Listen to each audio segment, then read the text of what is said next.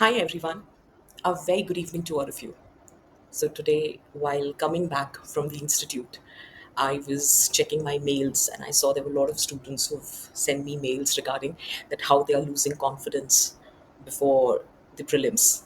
And at that point, it actually struck me that, somewhere deep down the line, all of us know what is supposed to be done in these days. It's just that we need someone to validate that for us. So today, rather than telling you what needs to be done exactly, I thought that let me share a small story from my own life. So it goes back to 1998. I was in 8th standard, and as I've told before also, I was always a fat kid. So, but my mom always used to say in a very polite tone कि हमारा बच्चा थोड़ा सा healthy है, without realizing कि unhealthy है.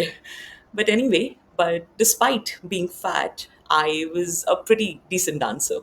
So if you could relate to it, that in our school there used to be annual functions, right? So when I was in class 8th, there was this annual function which was about to happen, and I wanted to participate. I really wanted my parents to come to watch me on stage performing. So that was a deep desire that I always had. So in class 8th, I there was a dance program which was supposed to happen, and I actually went ahead to audition for it because somewhere I knew that I am a decent dancer. So then I went for the audition, and the ma'am who was there, who was coordinating the entire program, she said, Smriti, don't audition.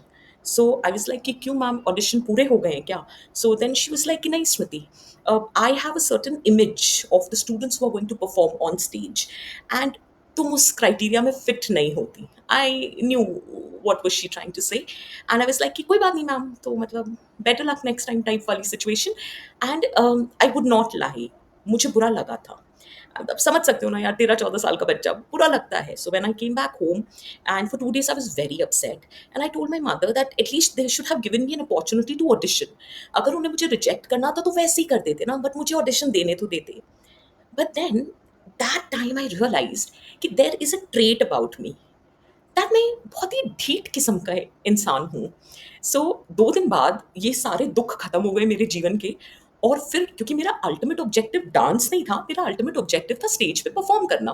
सो फिर क्या हुआ कि singing का programme था, and I went ahead with that. So I asked my teacher कि ये जो group song हो रहा है, क्या मैं इसमें पार्ट ले सकती हूँ? And the teachers were really nice, बोले कि हाँ हाँ तुम गा सकती हो टाइप. बट यार, एक अलग कैटेगरी होती है लोगों की.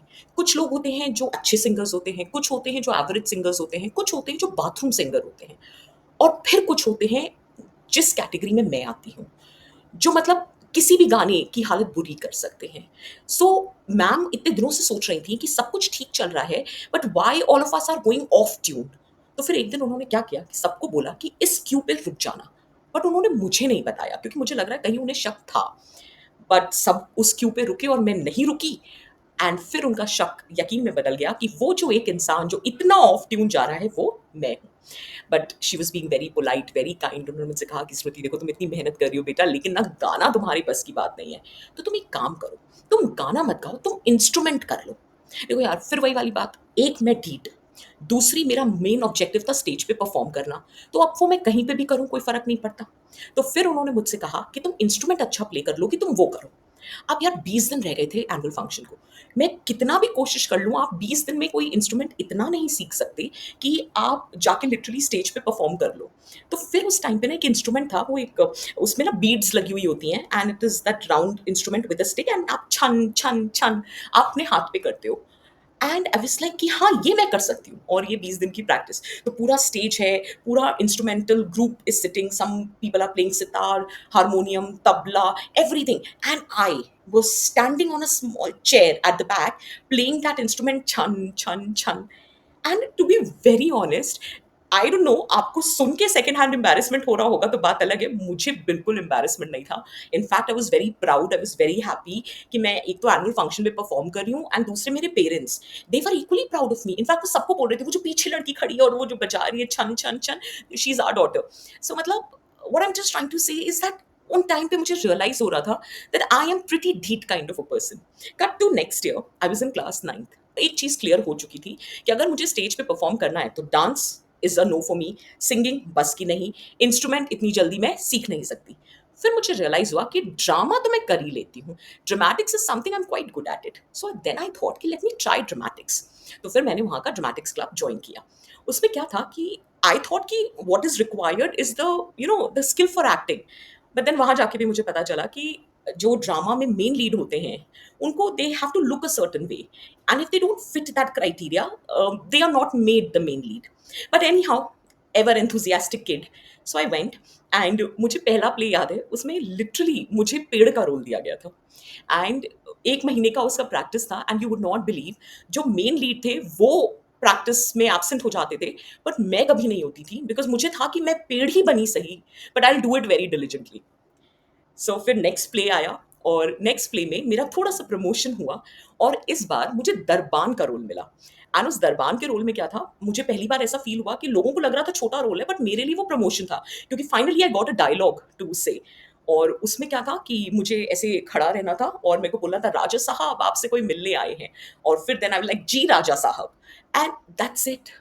एंड मैं इतनी शिद्दत के साथ प्रैक्टिस करती थी उस डायलॉग की कि मैं आपको बता नहीं सकती, कि मतलब ये सिलसिला चलता रहा। एक तो बड़ा कमाल का प्ले था उसमें, the people who were coordinating the play they told me कि Smriti, you have to play the role of a mother. So I was like, हाँ हाँ ठीक है ना, मतलब कैरेक्टर रोल है, एंड हम बच्चे तो हैं सारे, मतलब we all are of same age group, तो कोई तो मदर फादर बनेगा ही ना। सो आई वाज लाइक, हाँ हाँ ठीक है ठीक है। उसमें एक छोटा सा कैच था, the mother dies in the very first scene. Yes. So basically वो मदर का रोल नहीं था, वो डेड बॉडी का रोल था। एंड मैंने, मतलब आप भी क्या सोच रहे होंगे कि मतलब मैम कुछ तो, बट नहीं, मैंने उस रोल को भी बड़ी ज़्यादा सही और शिद्दत से निभाया, कि रोज़ मैं वहाँ जाके लेट जाती थी, एंड आई यूज्ड टू, मतलब कि थिंक कि ये हो क्या रहा है मेरे साथ। लेकिन पता है क्या, वो जो रोज़ मैं रिहर्सल्स पे जा रही थी ना, तो मैं कुछ चीज़ें ऑब्जर्व कर रही थी। एंड उस टाइम पे मैंने ऑब्जर्व किया कि ना, जब स्टेज चेंज होता है, वो नहीं होता, आप लोगों ने देखा होगा एनुअल फंक्शन में कि एक जब एक्ट ओवर होता है तो उसके बाद 4-5 मिनट लगते हैं to change the stage for the next act to happen, क्योंकि उन्हें स्टेज को अरेंज करना होता है, प्रॉप्स लगाने होते हैं, तो उस टाइम पे ऑडियंस बोर होती है। ठीक है। तो फिर मैंने मैम को बोला कि ma'am, I have a suggestion, can I pitch an idea. So obviously they were like, हाँ बोलो, मतलब क्या ही है। तो आई वाज लाइक कि ये जो टाइम है 4-5 मिनट का, एंड इफ यू मतलब grant me the permission, I would want to do those 1 minute 2 minutes जो मोनो एक्टिंग के स्किट्स होते हैं।